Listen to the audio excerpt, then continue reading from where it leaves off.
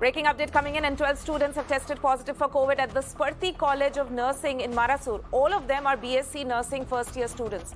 This is, of course, in an area near Bengaluru. All of them are BSc Nursing first-year students.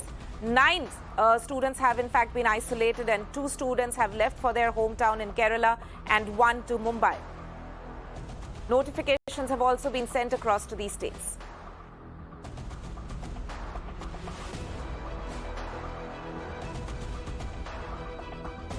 That was, of course, the latest in terms of several educational institutions being hit by COVID in Karnataka. But what we have, in fact, been looking at is 2 cases of COVID cluster which have already been reported from a school and a college in Karnataka, while 33 students and 1 staff member tested positive in a boarding school. All are asymptomatic.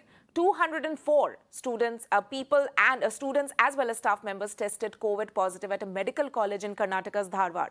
All are either asymptomatic or mildly symptomatic. According to the health commissioner, a freshers party at the college on November 17th is responsible for the outbreak. Remember, these cases come at a time when more and more states are reopening schools and colleges. Let me go across to my colleague Neha Hebale for more on this. Neha, so this is, of course, a concern. We've been talking about it since yesterday. Another case which has also now been reported from Marasur. So that makes it 3 cases where there are COVID clusters being reported from educational institutions. And we've also seen, of course, in these cases, the authorities there have taken measures. But anything coming in from the state government in terms of whether there's a different approach now they need to take when it comes to educational institutions and COVID norms? Well, Tanuma, for now, what we're understanding is that since in all of these cases, primarily the students and the staff who tested positive have either remained asymptomatic or mildly symptomatic because they've been vaccinated, the government at this point, does not have plans of taking any policy decision as far as, shutting off colleges or schools is concerned. While this is the 3rd cluster that's been reported, all in a span of 1 week, less than 1 week, actually, about 5 days, we're seeing 3 clusters that are being reported.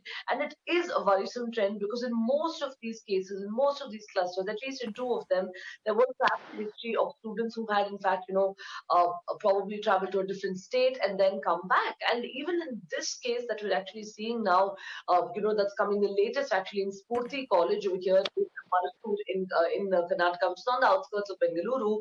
We're seeing how, in fact, all of these students who tested positive, all 12 of them, and primarily most of them remain mildly symptomatic or asymptomatic. But one thing over here, Tanima, is that, this time around it's a little bit more lax in terms of travel guidelines that we're looking at. Positive students are being allowed to travel back home to their respective states, provided that, those states are intimated and that they are actually, being allowed to stay in home quarantine. So this is something that, that we are actually looking at. And this comes at a time, even when experts have warned that people should not let their guard down and should continue to remain. Right, Neha, they are giving us an update on these COVID clusters, which are becoming a point of concern for educational authorities and the state of Karnataka. Thank you so much for joining us with that.